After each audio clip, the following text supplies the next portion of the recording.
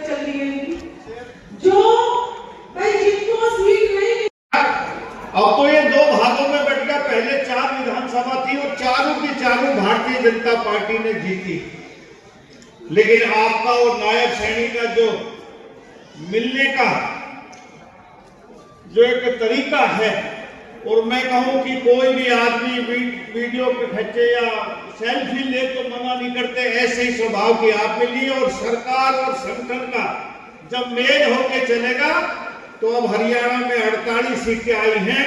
आने वाले समय में, पिछली बार तो हमने वैसे ही कहा कि 75 पार, लेकिन ये उम्मीद करता हूं कि इस की आपके नेतृत्व में 34 के सरकार में लोकसभा और विधानसभा के चुनाव में हम दोनों में अच्छे बहुमत से यहाँ सरकार बनाएंगे देश और प्रदेश में।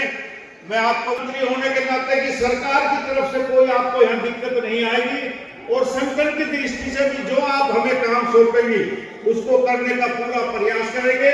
फिलहाल SIR का काम चल रहा है। कार्यक्रम में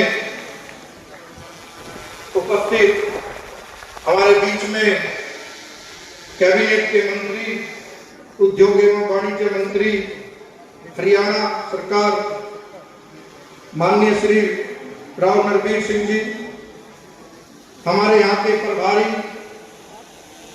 श्री संदीप जोशी जी, हमारे सचिव बड़ी बहन गार्गी कक्कड़ जी, हमारी गुड़गांव की मेयर राजरानी मल्होत्रा जी, हमारे श्री बोधराज सीकरी जी, हमारे पूर्व में जिला अध्यक्ष भाई कमल यादव जी, IT प्रमुख हम जो रहते हुए, हाँ,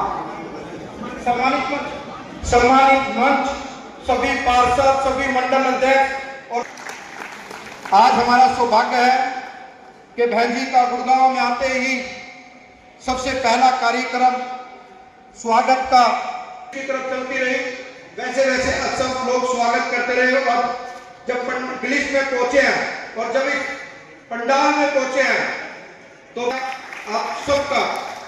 आप सभी कार्यकर्ताओं का बहुत बहुत अभिनंदन करता हूं, स्वागत करता हूं। क्या इतनी बड़ी, देखो, भारतीय जनता पार्टी एक ऐसी पार्टी है जो महिलाओं की चिंता करती है।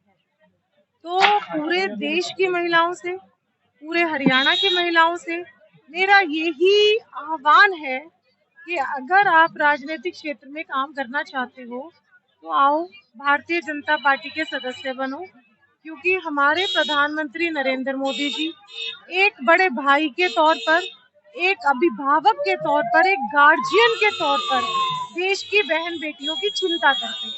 और उसी कड़ी में हमारे हरियाणा के मुख्यमंत्री हमारे हरियाणा की बेटियों की चिंता करते हैं। लाडो लक्ष्मी योजना जिस तरीके से उन्होंने दी है वो ये दिखाता है कि वो किस तरीके से हरियाणा की बेटियों की चिंता करते हैं।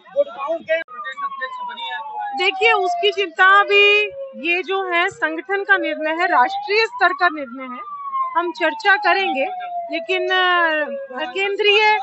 केंद्रीय संगठन क्या निर्णय लेता है वो बता देंगे आपको। वोटर लिस्ट के शुद्धिकरण की जरूरत है कि जो इतने लंबे समय से SIR की प्रक्रिया नहीं हुई है।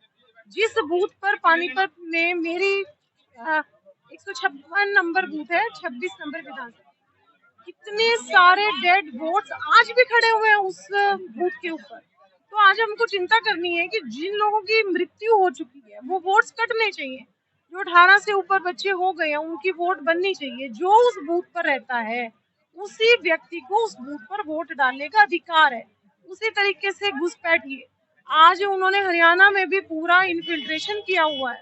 भारत का संविधान कहता है कि जो भारतीय है उसी को वोट डालने का अधिकार है, उसी को अधिकार है कि हमारी सरकार में कौन सा विधायक आएगा, कौन सा सांसद आएगा, ना कि घुसपैठियों को ये अधिकार मिलना चाहिए।